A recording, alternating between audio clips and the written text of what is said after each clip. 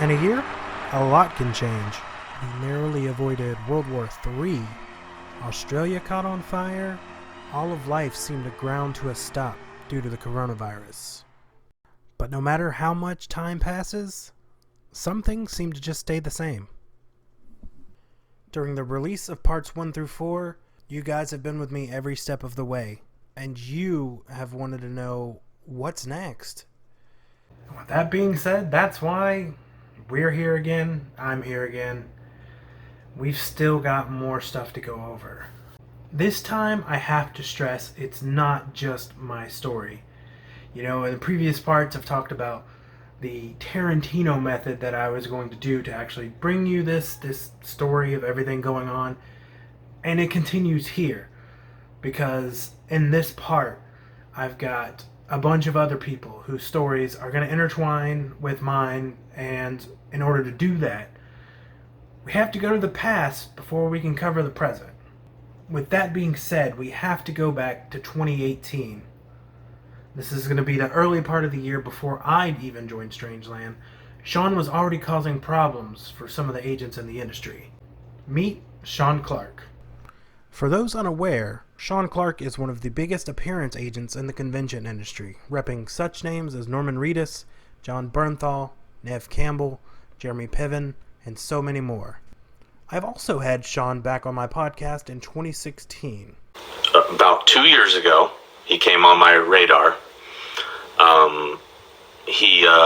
He was just an attendee on the Walker Stalker cruise. I didn't really have any interactions with him.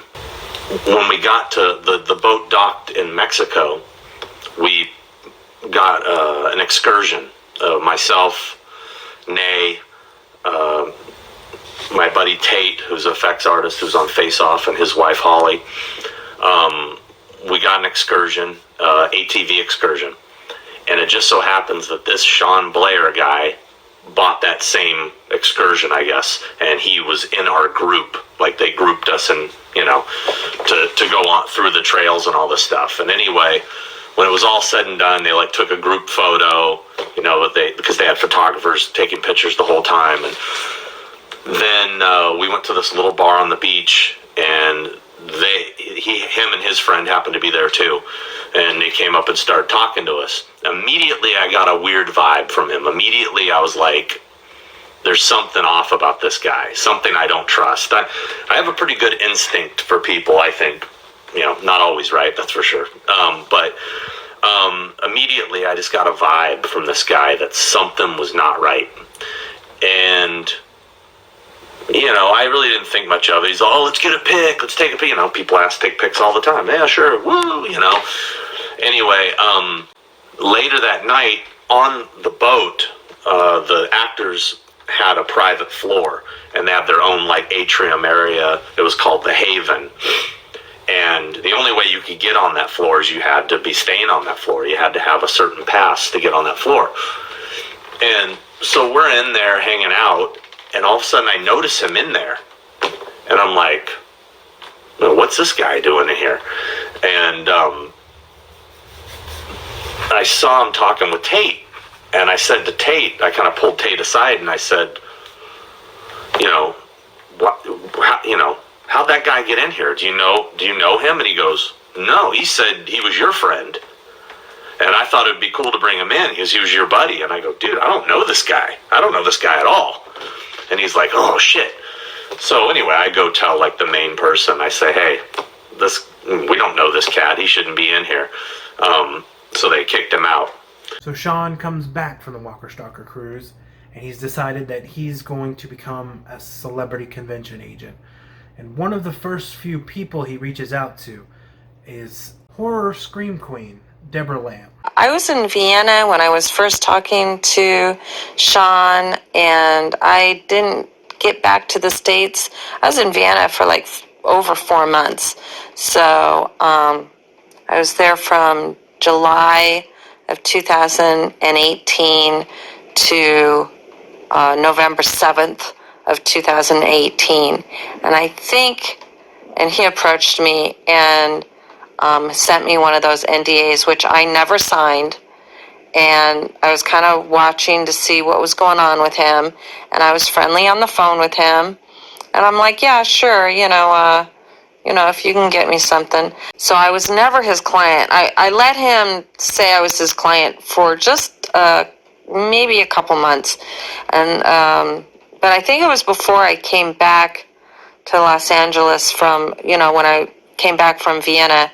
I think I had already, maybe around that time, I don't remember exactly when, but I messaged Shaun, and because I really, really did not want him to keep saying that I was his client. It was really, really bothering me. I couldn't stand it. So I very nicely said, hey, Shaun, I really don't want you to be calling me your client. Thanks, but I don't need that kind of help. And I said, please take me off of your website. After announcing Deborah Lamb as his client, he immediately goes on a warpath, sending tons of emails to all sorts of conventions trying to book all of these names. Now, as you can see right here, this is actually a message that was sent to a convention runner, and if you do a quick glance over it, you can see Deborah's listed, but there's other names that he never publicly announced, but he was claiming to rep, such as Marlon Wayans and Brandon Novak, and so many more that he had no contact with, but yet is saying he will bring them to a convention for a price. Also around this time, Shaun Blayer is starting to cause more problems with Shaun Clark, because Shaun from Strangeland is name dropping Shaun Clark, trying to get into conventions for representation for his clients, and also trying to get in as media. I start to get phone calls from promoters, one after the other. Promoters call me saying, hey, do you know this Shaun Blayer guy, Strangeland Oddities? He put you down as a reference. He wants to book people into my show. And I'm like, dude, I do not know this guy. I don't know this guy. And he said, oh, he said that you would vouch for him. And I'm like, I don't know him. I don't know him. So I then contact Shaun and say, bro, you cannot be telling promoters that I vouch for you. I don't even know you. I met you on the beach in Mexico briefly. I don't know you. And he's like, oh, dude, I'm sorry. Yeah, sorry. I'm not really doing personal appearance stuff. I'm like doing PR stuff. Public relations. I go, oh, so you're not doing personal appearances? And he goes, no, I'm just like public relations. Well, he was posting he was doing personal appearances. When he does get in for media, he makes it his goal to get as much free shit as possible with as little work actually done. Before the Horror Hound incident, there was the Mad Monster Party incident, because one of the people that Shaun had called in reference to using me as a referral, when I didn't even know the guy, was Eben McGar from Mad Monster Party. So I called Eben, Eben called me, to ask about the referral. And I'm like, I don't know this guy at all. Met him on this ATV thing, talked to him for a couple minutes tops. And I was like, oh, that's the guy I got thrown out of the Haven, on the cruise ship, because he wasn't supposed to be in there. And anyway, so when I saw him at Mad Monster Party, I said to Eben, that's the guy. And then Eben tossed him from there. And then I saw him again at Horror Hound, and he passed me and was like, oh, hey, bro. And I saw him and I was like, oh, not this fucking guy again. So I let security know and the Horror Hound staff what this guy was doing, because I was watching him and he was literally just going from table to table, celebrities' tables, bullshitting and getting selfies. And as he left, I went and I would talk to my clients and be like, hey, what did that guy say? And they would tell me, oh, he said he was press and this and that. And he had some like lanyards. And so he had this giant like lanyards from like 100 shows, like since he was a kid. They were, that was to make himself look even more official press. And then basically just asked for a selfie. So, they watched him do it too. And then they tossed him because he was just walking around trying to get free shit. and wasn't trying to line up interviews. He was just trying to get free selfies. Now, around this time is also where my story began. This is when I agreed, after bestowing myself the assistant director, this is where I come into the story. And this is what you've seen in parts 1 through 4 of Leaving Strangeland. But at this point in time, I was just starting out. It was mid-September of 2018, and I had my second business meeting, which is covered, I believe, in part 2 very briefly. Now, if you go back and watch it, I mentioned that I had to have the business meeting at McDonald's, of all places, and I had to pay for it. But this wound up becoming one of the most awkward nights of my life. And it really was an eye-opener to just how crazy and really just stupid this whole situation was. So I get there. Obviously, I pay for my food. I'm picking what I want. At the time, I was going through a keto diet, so it's very weird how I had to order everything, especially because it's McDonald's. It's not healthy, really, to begin with. But I get there, and I sit down, and they bring me my food, and we start eating. And at the time, as I mentioned previously, Shaun actually had me as an admin on the Strangeland Oddities page. So that means when people were to send messages like the ones I brought up about photographers and their photos, I saw it.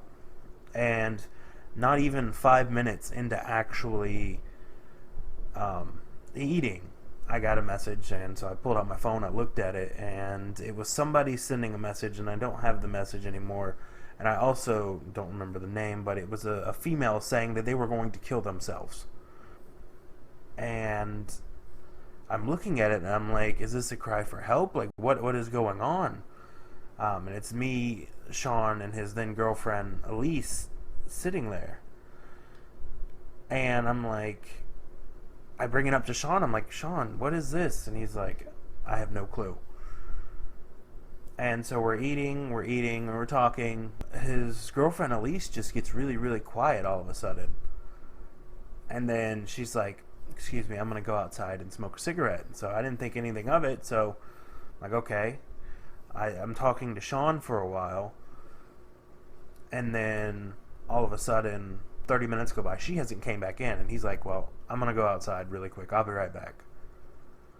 So 20 minutes go by, and I'm like, what the hell is going on? There's literally supposed to be 2 people here that I'm supposed to be talking business with, and they've been gone forever. So I eventually decide that I'm just going to go out there and look. And so I go outside, and Elise is standing out there smoking a cigarette. And I ask her, like, what's going on? Where's Shaun? She's like, I don't know. He took off. And I'm like, took off? Just seemed kind of weird. And then she's telling me, she brings up the name of the person that had messaged Strangeland Oddities. Well, they messaged Elise too. Basically, what Shaun had did was Shaun was leading this lady on, and he had sent pictures of himself, and she was able to describe what his stuff looked like. But he had talked her into flying into Charleston. And this woman flew all the way to Charleston. Shaun said he was going to pick her up from the airport. He had no intentions of picking her up from the airport. He led her on to come all the way over here to fly across the country for no reason. And now she's stranded. He had led her to believe that he loved her, and so she's heartbroken and left, and a city and a state that she's not familiar with. So then that's when she messaged Elise, and I guess she decided to air out everything that Shaun was doing. And so I'm thrust into this uncomfortable, position that now they are fighting somewhat. Shaun's in his car being weird by himself, and at that point Elise was technically still a client of ours, and also as somebody I genuinely as a person, even though it's awkward, I'm like, we should de-escalate the situation. We need to give them some time apart. So I talked to her, and she's like, let's just go to a bar. So literally, this bar is not like 5 minutes away. It's called the Celtic Knot. And as you can see on this little map right here, we didn't travel very far. So we go inside to the bar just to sit down and kind of just regroup and figure out what's going on. And that's when the texts start coming in. Shaun's like, really, dude? You're not going to tell me where my girl's at? And I'm just ignoring it for the time being, because like I said, I don't want to get into this further, but he starts messaging Elise, like, if you don't tell me where you're at, I'm going to kill myself. I've got pills in my car and I'm going to overdose on them. So eventually she tells him where he's at, and then I reiterate where we're at. He walks through the door and just, it's like almost, it's so weird. Like, as soon as we saw him walk through the door, it was almost as if, like, you could feel the energy and the air and whatever just sucked out. It just became very, I guess, awkward is the best, more awkward than it had been. And he comes to the table. He's obviously medicated on something. He's talking about, I'm quitting Strangeland. I'm not doing this no more. And this is, like, why don't you love me anymore to Elise. He literally, in mid-argument, calls his daughter and tries to put the phone up to Elise's face. And you say, well, tell her why you don't love me anymore. Just talk to her and everything. She's like, I don't want to talk to your kid right now. Obviously, like, completely the wrong time to try to do any of that. But it's Shaun, so he then hangs up on his daughter, starts ordering shots and slamming them down as like angrily as he can, and he just keeps pounding them back. Eventually I'm like, hey, let's try to de-escalate the situation. Let's go play some pool. And the whole time he's just trying to force himself onto her. As you can see, like, the awkward stance of this picture that I took that he didn't know I was taking. Like, she was not in any sort of mood of wanting to really be around him, and he was forcibly putting himself in a position that she couldn't get away. Now, it's at this point where I can already see that this is a terrible, terrible relationship. The night ends with me eventually getting out of there, and when I left, Elise had been in the bathroom for quite a while, just hiding. What happened after that, I don't know. Obviously, they stayed together, and honestly, the relationship would only get more and more volatile from here on out. Dealing with these little fucking comments aren't fucking helping my head right now. So, if you do love me, Elise, you would fucking stop doing that shit. As we've seen the back and forth of Shaun and Elise, the decision was made that they were going to go to California, and they were going to be in the movie Attack of the Unknown. Shaun had paid money to be an associate producer through a crowdfunding campaign. He decided to pick up another actor and person in the film industry named Gino Alfonso, and he was in Colorado, so they're going to pick him up, take him down so he could be on the set too, because he also was an associate producer and he had a short role in the movie. And Gino has been kind enough to write a statement as to what went down that day, and I'm going to get ready to read it to you right now. Last January of 2019, the Mahals were doing an Indiegogo campaign for Attack of the Unknown, and I had put in as an associate producer and to get a role in the film. I was trying to raise extra funds to get out to LA for myself, and Shaun was on my page, though I didn't really know who he was, just that we had a ton of mutual friends. I hit him up to see if he'd be interested in helping in any way. This is when he first mentions that he is actually Richard Grieco's rep, and he was actually going to be going out for the film as well. He had put in enough to be an executive producer on the film, so over $1,000. He was going out first for the Art of the Dead premiere, then going right back out for Attack. He said he'd be happy to drive through Colorado to pick me and my husband up, and drive us if we paid for gas, some food on the way there, and I shared driving. I said sure, even though I didn't have a license, I could take over driving on like desert highways or if traffic was slow and weather was good. He asked what I was into film-wise, what I wanted to do, and I said I was a writer, director, and producer. He said he wanted to talk to me about bringing me on as a client and that he would work on a place for us to stay. Some people he mentioned right off that we might stay with were Corey Feldman or John Bernthal. So as we were waiting for the trip, I was able to raise about $2,000 to get us out there. He kept saying he'd do things for my career and asked me to send him scripts that he can try to sell. Things seemed to be looking up, almost too good to be true. Then a few days before the trip, he was silent for a few days, and I was starting to freak that he wasn't going to show up. Surprisingly, him and Elise did. Originally, he said Robert Green Hall was going to be coming too, but he said he decided not to go last minute. The whole way to LA, he kept saying we'd hang out with Cheech and Chong, and maybe even Corey Feldman. He even said he'd introduce me to some of the kids from the new Stephen King It. So we're driving, and he keeps talking a good game, and I'm telling him what my aspirations are, but he kind of seems to get annoyed every time I talk about my stuff. We paid for gas all the way there, every restaurant, and we even got delayed in Beaver, Utah because of a bitchin' snowstorm that he couldn't even drive through.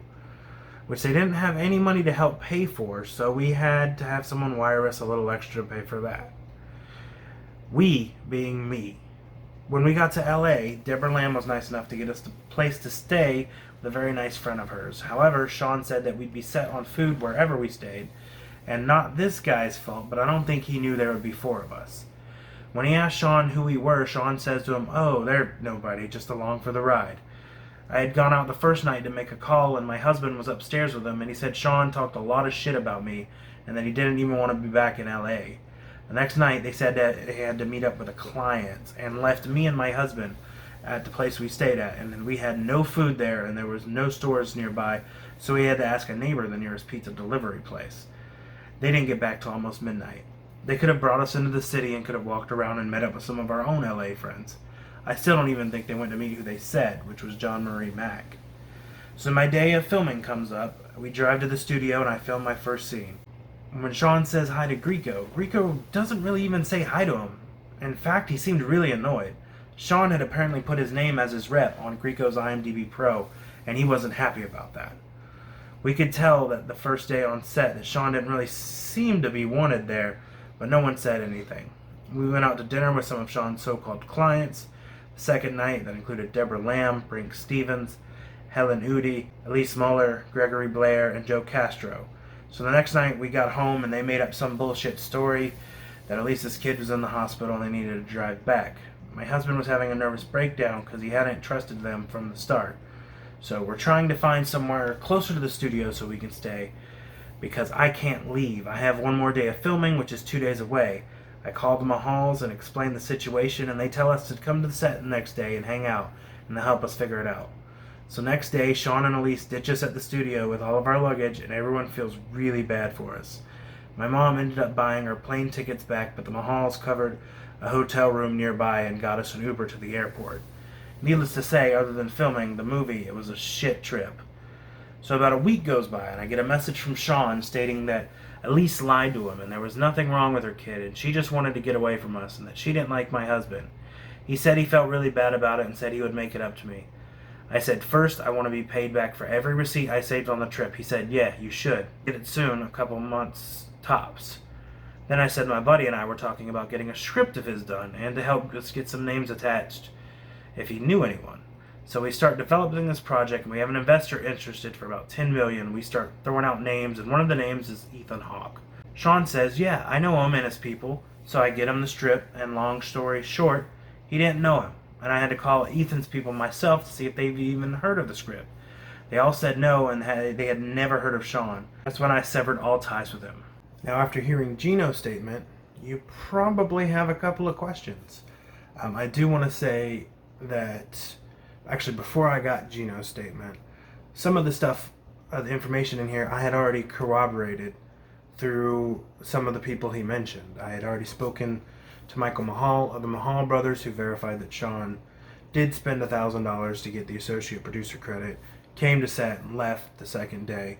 And I had also spoken to Deborah, who had stated that, in fact, Gino was correct in that the friend she had hooked Shaun and his then girlfriend up with to get a room did not know about the additional two people, so it was a shock to them. Again, that begs the question: how did Shaun have $1,000? I mean, obviously he posted that he was this world-renowned traveler who had all these sponsorships and, rep these people for Strangeland Oddities. But the fact of the matter is, he actually didn't have all sorts of money either. Creech, which I'm not even going to get into you, dude, because, the only thing I'm going to say about you is that, you're almost as big as Ethan Suppley was. And we went to an event that wasn't even a real con. And you got so sick, you got so sweaty, you had to take breaks, this and that. And no, dude, I'm not making fun of you for that. Normally I don't respond to these kind of things, especially in the documentary. But my side is very important to this story as well, because now we are in the timeline of the event right before I left. This is the Sonoya Dead Bash, Camp Merrimack charity bash that happened last May of 2019 at the very end of it, and he brings this up. Now, obviously, I am a big guy. Obviously I could do better with my health. Still been working on it. But the matter of the fact was, it took place in Georgia. It was 93 degrees before humidity. So it's probably over 100 degrees with humidity included. And we're out there for 8 hours. And no air conditioning, obviously, because these takes place outside. So yeah, I did take breaks because I didn't want to pass out. I mean, that's why they were handing out waters and they were, encouraging people to sit down. There was air conditioning insides, and I would, after being out there for a while, not wanting me or my daughter to pass out, we took advantage of that. Because, it does nobody any good for me or her to pass out. And on top of that, I did feel a little sick afterwards because I had ate food before we went out. So I'm outside in the heat and it's just churning in my stomach. So yeah, I didn't feel good. That didn't have to do with anything related to me physically, because there was skinnier people that also took advantage of the air conditioning and taking breaks, because it's smart to do. So I find it ironic that Shaun would bring that up, because anybody in any physical situation would, after 8 hours, be feeling a little something. But this is where I first kind of started figuring out that, especially financially, Shaun wasn't what he portrayed he was. And it's funny because in the arguments with his wife over their Facebook Live, you could see where she's constantly bringing up that he's broke, he couldn't afford to pay for a wedding, this or that and the other. And I 100% agree and know that would be correct, because the fact of the matter is, Shaun's on food stamps. Shaun collects disability. He doesn't work. So I'm of two minds. I mean, if he's made anything off of people like Brink or whatever, he's definitely not reported it. He never sent tax documents to any of his employees, remember. And I can guarantee you he didn't file any tax documents either. So that money was made illegally. And it's definitely not being reported, because if he made the thousands that he claimed, he wouldn't be on food stamps. And we will prove that a little bit later. I do have actual evidence of that from his mouth. But at this event that he wanted to call me out for basically trying not to overheat, he used this as an example to try to fraud some other celebrities. Now, I've spoken of it before with interviews. Some places don't let you do interviews. And the camp had a list of actors and actresses you do not approach for interviews. They are not, it's in their contract, they can't do interviews. And so what Shaun did was he went up to one of the actors at the camp and he was like, hey, I need you in the green room to do an interview now. And the guy, the actor, who will remain nameless, went up to a friend of mine who was working a vendor table and was like, hey, did you hear about anybody scheduling me for an interview during this time? And she was like, no, there was nobody scheduled you for an interview. But Shaun was trying to go behind their backs and the camp's backs and everybody's backs, trying to set up interviews with people he wasn't supposed to. Furthermore, to actually get press passes for the camp, Shaun said he was writing articles for 3 magazines to plug the show and talk about it afterwards. Case in point, he wasn't a writer for any magazines because no articles ever came out. There was literally nothing ever released. So his means of getting into this show was completely fraudulent in and of itself. So naturally, after this, I'm just completely done. You know, obviously we've documented, I believe, in parts 2 and 3 of why that final straw that just broke the camel's back. And I was like, after seeing everything, I was just like, I'm done. I'm not doing this no more. But as this is happening, there is another person who's being brought in to be an employee, and his name is Nick Danger. So Nick is getting to see things, literally is coming into this whole drama that's been covered, and he immediately starts noticing things right off the bat himself. I first crossed paths with Shaun Blayer at a wonderful bookstore in Burbank, California. I followed him on Facebook for a while, saw he was starting a con representation endeavor. Interesting idea. It could have brought some part-time loyal fans some income. I friended him and initiated the ensuing interaction. I also documented it. As a former public affairs director for the Department of Defense, I was familiar with the direct and effective delivery of a message. Shaun wasn't even close. I knew I could help. I repeatedly asked for an organizational chart, assignment analytics, compensation structures, all to no avail. His communications were erratic, filled with 4-letter words, and completely unprofessional. The lies, the missed deadlines, the erratic treatment of people on Facebook all started raising questions with no good answers. I told him to remove me from Strange and Odd website. That is when he started attacking me. He actually accused me of, and get this, using him to learn how to do media and other such stuff.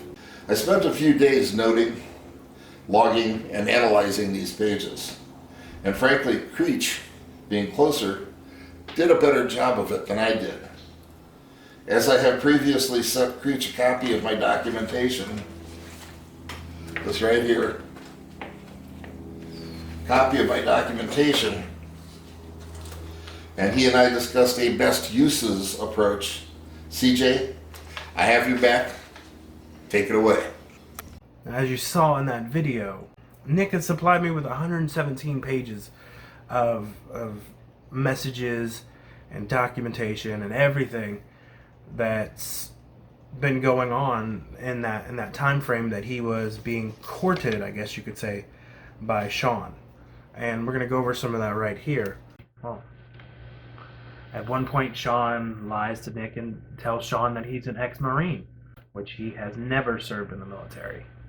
Initially approaches or messages Nick asking for money. Funnily enough, he mentions that he just sunk $15,000 into production of a film with my client working on a Nick Cage film. Is there any way you can cover my flight to you, and in May I can have the company reimburse you? I will put in a contract so you know I'm serious about this. This film was a must to invest in, and I get producer credit, which always helps. I mean, that whatever this movie and with Nicolas Cage was, still a year later, actually a little over a year later, still is not on IMDb or anything. So obviously he didn't sink $15K, and he just didn't have the money to pay for the flight to Nick to meet. Once again, as the owner of a company, Shaun doesn't give you job titles. He apparently can't think of them. Like I mentioned with me becoming assistant director, in this message right here, you can see where he's literally trying to figure out what Nick would be and gives Nick the option of choosing.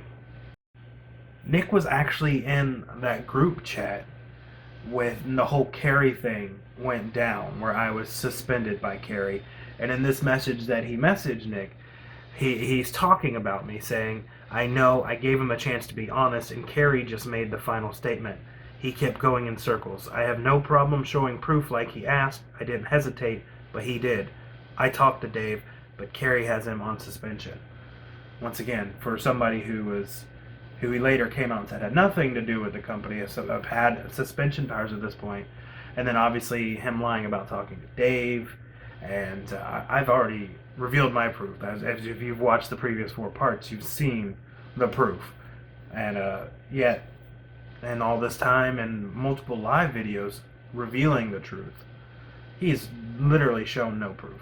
It's only been spoken, not visual. But to speak on that Carrie part, he also mentions that Carrie's a great guy and that everyone of Shaun Strangeland employees will meet him. He's always having company get-togethers with his companies and always includes Strangeland employees, which never happened again because Carrie had nothing to do with Strangeland. Funnily enough, a little bit later, after some of my parts come out, he messages Nick and says Carrie was never a part of it all. No ownership of anything. Just a friend that sponsors me, which has nothing to do with the company. I use the sponsorship towards the company for things needed. Before Leaving Strangeland came out, Shaun released this huge statement on things that he thought the video was going to be about, and he was just going off on me about it, how he was going to out me, and I mean, it never happened. But the funniest thing about it is, he actually went to Nick to basically get help on how to write his version of the story. For somebody who was involved with this, and this was about them, he didn't even know enough to be able to write a statement about what's going on with the documentary aimed at him. He brings up some of the issues privately to Nick, stating 2 more of the issues are photos and video clips that were used for promotional material. I get this all the time about copyright issues and always take care of it. Clients that are friends who I get work for that aren't signed to me is supposedly fraud. My company being under a different name, DBA, Strangeland Oddities, is fraud. Him not doing his job at Days of the Dead and expecting to get paid for, LOL. When I confronted him about Dave Sheridan being a client, he could never show proof. All this stuff, I'm a fraud. But once again, I've already proved all of my stuff was legit, unlike Shaun.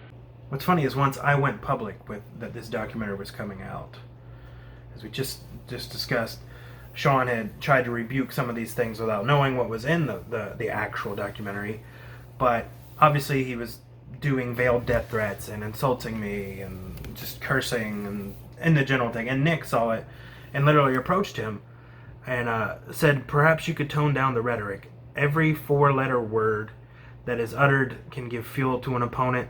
If there is an ensuing legal action, your words will help him, goes to cause and the like. Creech is keeping it above the cursing level. Shaun replied, Strangeland has been around a year. I don't know what he's talking about worldwide, and he keeps bringing my past up. That was with Face Down. I really didn't bring much of his past up with Face Down. He already lost me 4 clients, which is no biggie. Sucks the 2 ladies left. You would think they would see what he's doing and have my back. Derek, the other employee, said if you don't have a past or did wrong in the industry, then something is wrong. I'm not afraid to man up to my mistakes. I'm not perfect. I know he's going to bring up Tony and 2 other of Matt's clients I had a fallout with. Making fun of my age was funny, though. I'm in much better shape than him. Derek said he's not petty, he's loyal, which I do appreciate that. Thing is, Nick, I always cuss. It's always been me. George Carlin said it's just words, which is true. I do get worked up because of fraud. I don't like that term. It nearly ruined me when I didn't do anything. Whatever past employees or clients said is irrelevant because it is in the past, and then turns it into the future. I lost Chuck Norris because of him, and he got pulled off a con because he started shit with his manager about me. He's playing games. Do I sit back and watch it happen or speak my mind? And this part is funny because if you've watched the other parts, which honestly I keep bringing that up, you hopefully have. Now, Shaun told me when he came clean that he was fooled on Chuck Norris, which again I've proven incorrect because he had the right email address because I emailed the same address from his page. So he never had Chuck Norris, and he's lying to Nick right now saying he lost Chuck Norris because of me. And I'm pretty sure I mentioned it in the last part, but I sat on that email for about 5 to 6 days. There was a time of period I waited before I made that public. And so he's just saying I lost it right there. And in fact of the matter is, I'd sat on it because I knew he would try this. So once again, now he's lying about Chuck Norris again. And I didn't get him pulled off a con. There was some sort of issue between him and a convention in Tennessee, and they got it fixed. And Chuck Norris wound up going to do the convention. So once again, lies. One thing I find really funny is that, I mean, as people have been sending me stuff over the past year and compiling all of this information into a way that eventually becomes what you're watching right now, Shaun was doing the same thing about me, but it was more of a creeper thing. Like, he was definitely following what I was up to. Because he sent me this picture, and he also was talking to Nick about it. Which goes to this literally exposes a lie in and of itself, because if you follow the Jackass guys, you know Bam Margera had basically like I guess you could say like a relapse last year. He had public pleas for help, and he was going on Instagram and basically talking trash on anybody that he had worked with, like Novak and Steve-O and this and that and the other. And Shaun saw one of these posts and immediately thought he was talking about me. And so he's talking to Nick about this post that Bam posted. And what's funny at first is that he mentions the interviews that I didn't do, that you saw actually did happen at Days of the Dead. But he mentions that I went to GalaxyCon and did press there. It said Sonny Creech didn't get any interviews, but just did a few with Billy Zane, Rachel Lee Cook, and 4 others at some con I never heard of. Which is funny, because I did do those interviews, and Lexi did interviews as well. So he had been still stalking me like a fan, basically. Like, I can't think of why else he'd be wanting to watch my interviews. He says, oh, my ex-friend Bam is on a rampage on Instagram, and is calling out all of the Jackass guys in numerous videos, and he's friends with Brandon Novak. In one of Bam's posts, he said, get your fat friend CJ and put me on his podcast. I actually talked to him, and he's talking to me, and showed him the post. He got arrested at a con in Texas for having everyone say he needs Dr. Phil. It's really, really sad. He's suffering, but he mentioned CJ. He mentioned a CJ, but he was not talking about me. But it's so funny that he wanted to post really just how much he researched and wanted to prove that he was talking about me. But he posted a screenshot of my friends list with Brandon Novak on it, because me and Brandon Novak are friends. I've had him on the podcast a couple of times. He's thanked me in his newest book. Like, we chat every now and then.